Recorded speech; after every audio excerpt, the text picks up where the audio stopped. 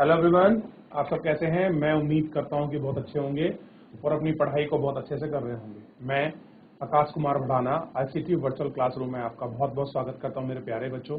जैसा आपको पता है कि हमारी जो है मेरे प्यारे बच्चों आपका 9th क्लास है और 9th क्लास में हम लोग देख रहे हैं आपका पॉलिटिकल साइंस। और पॉलिटिकल साइंस के अंतर्गत बच्चों हम लोग चैप्टर नंबर 2 की आज हम लोग बात करेंगे और इसमें हम देखेंगे संविधान निर्माण की कॉन्स्टिट्यूशन जो हमारा बना है उसमें बनने की क्या प्रोसेस है, किन हमने आदर्शों को, किन विचारधाराओं को हमने अपने संविधान में समाहित किया है और दूसरा देखेंगे कि हमारे संविधान की नींव क्या है, किन आदर्शों पर, किन मूल्यों पर आपका टिका है, क्या उनकी मूलभूत विशेषताएं हैं। इसी पर हम लोग अपनी आपका चर्चा करेंगे और इसी को अपने चैप्टर के अंतर्गत हम लोग गौर करके बहुत अच्छे से आपका देखेंगे। क्लियर है? चलिए देखते हैं हम लोग। देखिए, ध्यान देना है आपको, जैसे कि हम लोग अपने पिछले जितने भी चैप्टर्स हैं हम उन सभी चैप्टरों को आपका गौर करके जो है आपका देख रहे हैं। देखिए, पिछले अध्याय में हमने देखा था कि लोकतंत्र में, किसमें बच्चों, लोकतंत्र में शासक लोग मनमानी करने के लिए आजाद नहीं है, कि जो लोग शासक हैं वो आपका मनमानी करने के लिए क्या नहीं है, आजाद नहीं है। कुछ बुनियादी नियम है जिनका पालन नागरिक और सरकार दोनों को करना पड़ता है। कुछ कह रहे हैं कि ऐसे कुछ बुनियादी नियम हैं जिनका जो आपका पालन है वो नागरिकों को और आपके सरकारों को दोनों को क्या है, आपको करना पड़ता है। ऐसे सभी नियमों को सम्मिलित रूप संविधान कहते हैं। अब देखिए, ऐसे नियम जो आपके सम्मिलित रूप में है हम क्या बोलते हैं उनको, आपका, हम मेरे प्यारे बच्चों, हम उनको आपका संविधान कहते हैं। तो संविधान क्या हुआ? संविधान नागरिक और सरकार दोनों के कुछ ऐसे बुनियादी नियम हैं जिन सभी नियमों का जो आपका सम्मिलित रूप है उसी को हम लोग संविधान कहते हैं। देखिए, अगर हम लोग अपनी जनरल और मौखिक परिभाषा करें तो संविधान क्या है? संविधान ऐसे कानूनों का दस्तावेज कह सकते हैं, दस्तावेज के आप बुक इस्तेमाल कर सकते हैं कि दस्तावेज या ऐसी बुक है जिसमें देश के नागरिकों और सरकार के नियम, कानून, तौर तरीके, आदर्श, मूलभूत विचारधारा और विशेषताओं का वर्णन किया गया है और ये कानून की सर्वोच्च पुस्तक है। तो इस प्रकार आपकी डेफिनेशन हो सकती है। आप संविधान को एक्सप्लेन कर सकते हैं किसी के सामने। ये थोड़ा सा आप लोग ध्यान रखेंगे, चीजें आपके लिए सरल हो जाएंगी। देश का सर्वोच्च कानून होने की हैसियत से संविधान नागरिकों के अधिकार, सरकार की शक्ति और उसके काम काज के तौर तरीके का निर्धारण करता है। क्या करता है? जो उसका काम काज है, उसका तौर तरीका है, उन सब का आपका निर्धारण करता है। अब देखिए, ये भी ध्यान रखना, देश का सर्वोच्च कानून की हैसियत से संविधान क्या है हमारा, देश का जो आपका सर्वोच्च कानून है उसी की हैसियत से क्या है, ये हमारा संविधान आपका काम करता है। इस अध्याय में हम लोकतंत्र के संवैधानिक स्वरूप पर बुनियादी सवाल उठाएंगे और हम देखेंगे कि संविधान की बहुत सारी चीजें क्या हैं और उन पर उनकी जो बुनियादी स्ट्रक्चर है उन पर हम अपना सवाल भी उठाएंगे। ठीक, ये हमको देखना है। आगे देख लीजिए, हमें संविधान की जरूरत क्यों पड़ती है। अब देखिए, हमारे सामने क्वेश्चन है कि हमें संविधान की जरूरत क्यों है। बताइए मेरे प्यारे बच्चों, आपको कॉन्स्टिट्यूशन की जरूरत क्यों है?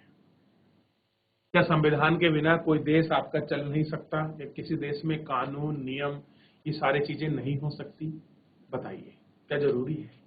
उन्हें कौन बताता है कि, और किस तरीके से बताता है कि किसी लोकतांत्रिक देश के संविधान को आकार देने का मूल्य कौन कौन से हैं? क्या कह रहे हैं कि देश की जो लोकतांत्रिक देश है उसमें शासन और आकार देने के जो मूल्य हैं वो आपके कौन कौन से हैं? एक बार संविधान बन जाने के बाद क्या हम बाद में बदलती स्थिति के अनुसार उसमें बदलाव कर सकते हैं? अब देखिए, इसमें बहुत सारे क्वेश्चन और बहुत सारी चीजों को आपको थोड़ा सा कंफ्यूज किया हुआ है, तो मेरी जिम्मेदारी है कि मैं आपको समझाऊं। अब देखिए, सबसे पहले हमें संविधान की जरूरत क्यों है? तो संविधान की जरूरत इसलिए है ताकि नागरिकों को अपने अधिकार पता रहे, सरकार को अपने अधिकार और सीमा पता रहे और कौन सा कार्य आपका कानूनी है यानी कि गैर कानूनी है उसके बीच एक्सप्लेनेशन रहा। क्लियर है? और देखिए, किसी भी लोकतांत्रिक देश का संविधान, ध्यान दीजिए, कोई भी देश का लोकतांत्रिक संविधान आकार देने का मूल्य कौन कौन से हैं? बताइए कौन से मूल्य? उनके आधार, विचारधारा, उनके नियम, कानून, सिद्धांत, यही तो है। एक बार संविधान बन जाने के बाद हम उसमें बदलाव कर सकते हैं। तो देखिए, हमारे यहाँ अभी तक 103 कॉन्स्टिट्यूशनल अमेंडमेंट हो चुके हैं, ठीक। यानी कि हम अपने भारतीय संविधान में जो हमारा पहला बनकर मिला है, नई स्थिति और परिस्थिति और आने वाली चीजों के अनुसार हम उनमें अपना बदलाव कर सकते हैं, ठीक। हाल ही के दिनों में संविधान बनाने का एक उदाहरण साउथ अफ्रीका का है।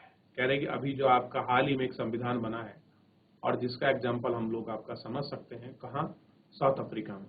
वहाँ क्या और दक्षिण अफ्रीकी लोगों ने किस तरह अपने संविधान निर्माण के काम काज को अंजाम दिया, ये भी देख रहे हैं कि किस तरह से उन्होंने अपने संविधान की जो चीजें हैं उनके काम काज को जो है आपका अंजाम दिया है, ये हमको देखना है।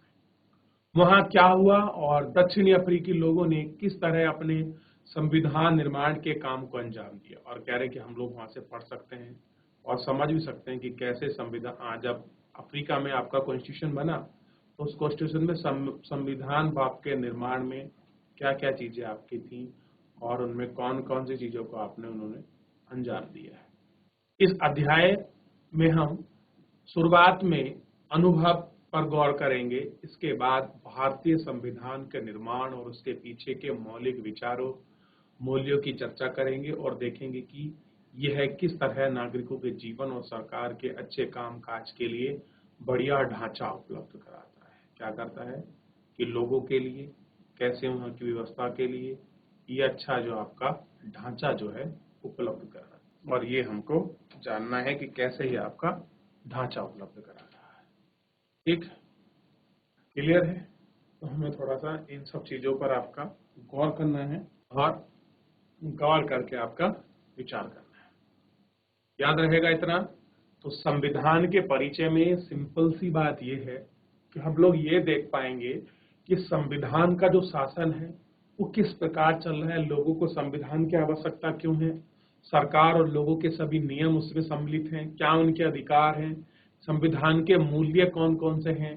एक बार संविधान बन जाने के बाद रिफॉर्मेंट है कि नहीं है, तो मैं बता चुका हूं कि हाँ रिफॉर्मेंट है। और हाल ही में संविधान बनाने का जो एग्जाम्पल हमें कहाँ से मिला है, साउथ अफ्रीका से मिला है, उसमें क्या अंजाम दिए हैं, इन सभी को हम लोग आपका बहुत अच्छे से आपका देख चुके हैं और आपका समझ भी चुके हैं कि क्या स्थिति उसमें बनी हुई है। और इस पे हम एक एक करके आपका धीरे धीरे आपका गौर करेंगे और इन सभी चीजों को हम लोग आपका देख भी लेंगे, ठीक। आइए अगला हम लोग देखते हैं और आपको अच्छे से समझ भी आना चाहिए कि क्या स्थिति है। देखिए, दक्षिण अफ्रीका में नेल्सन मंडेला, मंडेला जी जो हैं साउथ अफ्रीका के गांधी इनको कहा जाता है, कि नेल्सन जो आपके मंडेला हैं इन्हें अफ्रीका के गांधी कहते हैं। इनकी अफ्रीका को स्वतंत्रता कराने में बहुत बड़ा योगदान रहा है। तो देखिए, दक्षिण अफ्रीका में लोकतांत्रिक संविधान, क्या देखना है कि दक्षिण अफ्रीका में लोकतांत्रिक संविधान, मैंने गोरों के प्रभुत्व के खिलाफ संघर्ष किया है। कि जो मैं अभी क्या कह रहे हैं कि मैंने गोरों के खिलाफ, प्रभुत्व के खिलाफ, जो उनका प्रभुत्व था उसके खिलाफ संघर्ष किया है। मैंने ही आश्वेतों को प्रभुत्व में विरोध किया है, कि जब आश्वेत लोग थे जो उनका प्रभुत्व था उनका विरोध किया। मैंने एक ऐसे लोकतांत्रिक और स्वतंत्र समाज की कामना की है। कैसे? एक ऐसा लोकतांत्रिक देश मान रहे और ऐसे समाज की कामना की है जिसमें सभी लोग मेल झोल के साथ आपका रहें और सबको सम्मान और समान अवसर उपलब्ध हो। कैसे हो? सब लोग मेल झोल से रहें, सबको क्या हो, समान जो अवसर हैं वो आपके क्या हो, उपलब्ध हो। इस तरह की विचारधारा के साथ, इस तरह की नीति के साथ मैं आपका चीजों को लेकर जो चला, ठीक। मैं इसी आदर्श के लिए जीवित रहना और इसे पाना चाहता हूं। अगर जरूरत पड़ी तो इसके आदर्श के लिए मैं जान देने को भी तैयार हूं। और कह रहे मुझे अगर कोई आपकी जरूरत पड़ती है तो इसमें मैं आपका जान देने के लिए भी तैयार हूं। नेल्सन मंडेला का कथन है कि जिन पर दक्षिणी अफ्रीकी गोरों की सरकार ने राजद्रोह का मुकदमा चलाया था। क्या चलाया था? राजद्रोह का मुकदमा चलाया था और 7 अन्य नेताओं को 1964 में देश भर में रंग भेद की चलने वाली शासन व्यवस्था का विरोध करने के लिए आजीवन कारावास की आपका सजा सुनाई थी। क्या करा था? आजीवन कारावास की सजा सुनाई थी।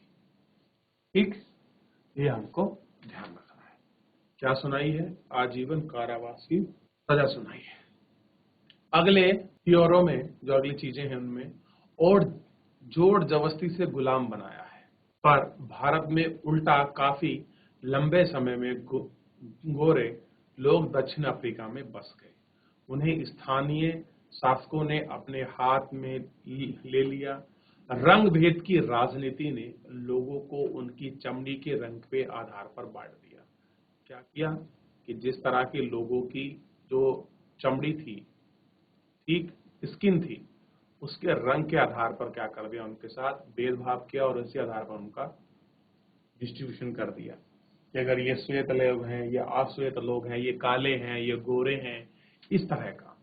और देखिए कहीं कहीं बहुत लोगों को जोर जबरदस्ती भी क्या बनाएगा, अपना स्लेव बनाएगा। स्लेव मतलब होता है गुलाम बनाएंगे।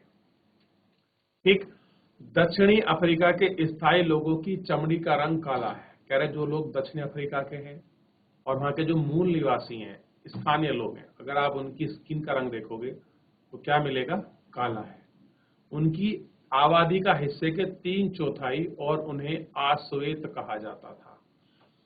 अब देखिए 3/4 लोग ऐसे जो क्या बोलते थे, उनको अश्वेत कहते थे। श्वेत और अश्वेत के अलावा वहां मिश्रित नस्ल थी। श्वेत और श्वेत के अलावा क्या थी? मिश्रित, जिन्हें क्या कहते थे? जिन्हें आपका रंगहीन चमड़ी वाला कहा जाता था। भारत से लोग भी गए थे। गोरे शासक गोरों के अलावा शेष सब कुछ छोटा और नीचा मानते थे। अब देखिए जो लोग गोरे थे, जो गोरे लोग थे, उनको वो अच्छा मानते थे, बड़ी फैमिली का मानते थे, उनको सामाजिक जो इज्जत थी वो आपका दिया करते थे। बाकी औरों को सबसे अपना नीचा मानते थे, चाहे वो काले हों या फिर रंगीन चमड़ी वाले हों। उन्हें वोट देने का अधिकार भी नहीं था, यानी कि उनका जो एक लीगल राइट्स है वो भी आपका नहीं था। अब देखिए भेद की शासकीय नीति अश्वेतों के लिए खास तौर पर दमनकारी थी। कैसी थी? दमनकारी। उन्हें गोरों की बस्तियों में रहने बसने की इजाजत थी। ठीक, मारपीट होने की वजह से क्या थी? मारपीट होने की वजह से वह जमकर सरकार काम कर रहे थे। ठीक, ये आपको ध्यान रखना है। तो देख लीजिए एक बार कैसी स्थिति में अफ्रीका को लोगों ने आपका सर्वाइवल किया है और कैसी वहां स्थिति आप कर रही है।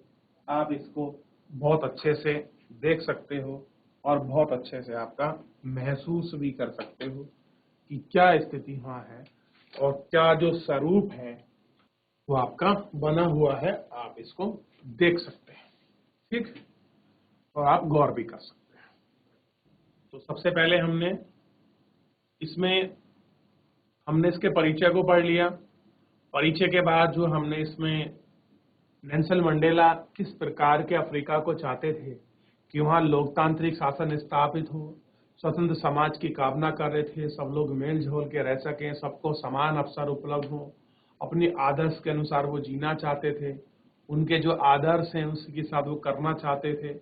और क्या चाहते थे नेल्सन मंडेला की अफ्रीका में पारदर्शिता आए, इसीलिए उन्होंने उसका विरोध किया। किनकी? गोरों की सरकार का। गोरों ने उनपे देशद्रोह का मुकदमा चलाया और 1964 में उनको रंग भेद के खिलाफ जेल में डाल दिया और जिनको 7 नेता और थे जिनको आजीवन कारावास की सजा हुई। कि बहुत सौ को जबरदस्ती आपका गुलाम बनाया गया। भारत में उल्टी कहानी भी इसमें देखने को मिली। अब देखिए स्थानीय लोगों से भी जो वहां के लोकल लोग थे, इन्होंने उनसे हाथ मिला दिया। जैसे भारत में सेठ, जमींदार, साहूकार इत्यादि से क्या मिलाया था? हाथ मिलाया था। अब देखिए तो और कुछ लोग आपके वहां मिश्रित आपकी नस्ल भी थी, लेकिन अश्वेत लोग अपने सामने किसी को कुछ नहीं समझते थे। तो इतना कुछ इसमें पूछना हो, इसमें कुछ देखना हो, आप मुझसे पूछ सकते हैं, आप मुझसे देख सकते हैं मेरे प्यारे बच्चों। नहीं तो हम आगे बढ़ जाते हैं। अब देखिए, रेलगाड़ी, बस, टैक्सी, होटल, अस्पताल, सरकार, स्कूल, कॉलेज, पुस्तकालय, सिनेमाघर, नाट्यघर, समुद्र तट तट आदि सार्वजनिक शौचालयों तक में गोरों और कालों का अलग अलग इंतजाम था। कह रहे कि बाथरूम तक में आप सोच कर देखिए, गोरे हों या काले, सबका क्या थी, अलग अलग आपकी फैसिलिटी रखी हुई थी। कैसी थी, अलग अलग उनको सुविधा दी गई थी। यानी कि चमड़ी के रंग के आधार पर उनके साथ हर जगह डिस्क्रिमिनेशन हो रहा था। इसके पृथक्करण में या अलग अलग करने का इंतजाम कहा जाता है। अगर जो ऐसे कर रहे हैं उस थ्योरी को बोलते हैं अलग करने का इंतजाम, या अगर एक शब्द में कहीं से कहते हैं पृथक्करण। काले लोग गोरे के लिए आरक्षित जगह, तो क्या उन्हें गिरजाघर तक में नहीं जा सकते थे। अब आप रिजर्वेशन की, आरक्षण की तो बात छोड़ ही दीजिए कि उनके लिए कोई चीज रिजर्व होगी जिस पर आके बैठ सकते हैं, उनको चर्च में एंट्री करने तक की उनको क्या नहीं थी, आपका जो आपका परमिशन होती है वो परमिशन भी तक आपका उनके पास नहीं थी। आश्वेतों को संगठन बनाने और इस भेदभावपूर्ण व्यवहार का विरोध करने का अधिकार नहीं था। ये जो सारी चीजें हैं आश्वेत का, इनको इस तरह के भेदभाव का कुछ भी करने का जो था अधिकार आपका। 1950 से ही आश्वेत रंगहीन चमड़ी वाले और भारतीय मूल के लोगों में रंग भेद की प्रणाली के खिलाफ था। ऐसा था, रंग भेद की नीति के आपका खिलाफ था। ठीक, इस संघर्ष को आपको देखना है। उन्हें विरोध प्रदर्शन के लिए हड़तालों आयोजित की। भेदभाव वाली इस शासन प्रणाली का विरोध करने वाले संगठन अफ्रीकी नेशनल कांग्रेस ने एक झंडे तले जुट हुए। अब कह रहे जो इनकी शासन प्रणाली थी, इस शासन प्रणाली के विरोध में अफ्रीकी नेशनल कांग्रेस एक पार्टी बनी और एक झंडे तले आपके जुट होकर उन्होंने क्या किया, इस चीज का विरोध किया। इनमें कई आपके मजदूर संगठन, कम्युनिस्ट पार्टी भी क्या थी आपका शामिल थे। अनेक समझदार और संवेदनशील लोग गोरों के रंग भेद समाप्त करने के लिए आंदोलन में अफ्रीकी नेशनल कांग्रेस के साथ आए। क्या है कि अफ्रीका में जो ये चीजें हो रही हैं ये समाप्त हो, हम इनके साथ जाना चाहिए। उन्होंने इस संघर्ष में प्रमुख भूमिका निभाई। अनेक देशों के रंगहीन, अब देखिए जो अलग आपके देश थे, अनेक देशों ने रंग भेद की निंदा और इस व्यवस्था के खिलाफ आवाज उठाई। लेकिन गोरों की सरकारों ने हजारों आश्वेत और रंगहीन चमड़ी वाले लोगों की हत्या कर, दमन कर अपना शासन जारी रखा। देखिए, हजारों लोगों की इसमें हत्या कर दी, आज इनको मार दिया और मारने के बाद क्या हुआ, इनकी हत्या कर कर उनका दमन कर दिया और जो अपना शासन था वो अपना शासन उन्होंने जारी रखा। तो आप देख सकते हैं कि जो ब्रिटिशर हैं उनका शासन किस तरह से अफ्रीका में चला। आप इसकी भारत में भी एक झलक जो है आप बहुत अच्छे से महसूस कर सकते हैं कि भारत में उनका जो शासन रहा है वो किस प्रकार का रहा है, कैसे उन्होंने शासन अपनी प्रणाली चलाई है, क्या उनकी शासन व्यवस्था रही है। इस पर तुम एक आप अच्छे से जज कर सकते हो, इसको देख सकते हो कि किस तरह से उन्होंने जो है शासन व्यवस्था रखी। ठीक, तो इसको आप समझिए, इसको पढ़िए। कोई भी ऐसा डाउट बनता है, कोई भी आपकी क्वेरी है, कोई भी प्रश्न है, कुछ भी हम इसमें रंग भेद की नीति के खिलाफ अगर कुछ आपको समझ नहीं आया है तो आप समझ सकते हैं, देख भी सकते हैं कि दक्षिण अफ्रीका में किस तरह से लोकतांत्रिक संविधान था, उनमें क्या चीजें थी, कैसे रंग भेद की राजनीति हो रही थी, गोरे लोग कालों पर किस तरह से शासन कर रहे थे केवल चमड़ी के आधार पर, और असलियत में रंग भेद क्या था आप इसकी वास्तविकता समझ सकते हो। चाहे रेल हो, टैक्सी हो, कोई भी चीज ऐसी जगह हो जो आपके पब्लिक आपके प्लेस हैं, उन पर काले और गोरे दोनों के रंग की आधार पर ही स्पेशल आपका प्रोविजन किया हुआ था। ठीक, तो इस चीज को आप बहुत अच्छे से फेस कर समझ सकते हैं कि कैसे उनकी स्थिति रही है और क्या उनकी चीजें रही। ठीक, आप इनको देख लीजिए और आप इसको समझ लीजिए, ठीक है, और आप इसको देख भी सकते हैं। चलिए, तो अभी जितना हमने पढ़ा है, जितना हमने देखा है, जितना हमने समझा है इस अफ्रीका की थोड़ा स्ट्रक्चर के बारे में, स्थिति के बारे में, इसमें कुछ भी अगर आपका डाउट है तो मेरे प्यारे बच्चों, आप मुझसे लाइव जुड़कर चैट के माध्यम से आप अपनी क्वेरी को, आप अपने प्रश्न को मुझसे पूछ सकता है कोई भी स्कूल का कोई भी बच्चा। एक नए संविधान की और रंग भेद के खिलाफ जब संघर्ष और विरोध बढ़ता गया तो सरकार ने यह एहसास किया होगा कि अब जोर जबरदस्ती से आश्वेत कर अपना राज कायम नहीं रखा जा सकता। तो देखिए, जब संघर्ष और विरोध आपका बढ़ने लगा तो उन्होंने क्या हो गया, ये चीज आपकी फील हो गई कि अब हम क्या कर सकते हैं, कालों पर जोर जबरदस्ती के साथ अपना जो शासन है वो नहीं चला सकते। इसलिए गोरी सरकार ने अपनी नीतियों में बदलाव शुरू किए, रंगभेद वाले कानूनों को वापस ले लिया। तो क्या कर लिया, जो आपके रंगभेद वाले कानून थे उनको वापस ले लिया। राजनीतिक दलों पर लगे प्रतिबंध और मीडिया की पाबंदी को उठा ली, यानी कि जो पॉलिटिकल पार्टियों पर जिस प्रकार के उन्होंने आपके प्रतिबंध लगाए थे उन सबको हटा दिया। 28 वर्ष तक जेल में कैद रहने के बाद नेल्सन मंडेला, कितने वर्ष तक बच्चों आप सोचिए, 28 वर्षों तक जेल में कैद रहने के बाद नेल्सन मंडेला को आजाद कर दिया गया। और जब आपके मंडेला आजाद हो गए, नेल्सन मंडेला की आजादी कितने वर्ष के बाद हुई, 18। आखिरकार 26 अप्रैल 1994 की मध्य रात्रि को अफ्रीका गणराज्य का नया झंडा लहराया, यानी कि 26 अप्रैल 1994 को क्या हो गया, साउथ अफ्रीका या कह सकते हैं अफ्रीका, दक्षिण अफ्रीका क्या हो गया, एक आपका डेमोक्रेटिक आपकी कंट्री आपका बन गया। यह दुनिया का एक ऐसा लोकतांत्रिक देश बना, रंग भेद वाली शासन व्यवस्था समाप्त हुई और सरकार नस्लों में लोगों की मिली जुली सरकारों के लिए गठन का रास्ता खुला।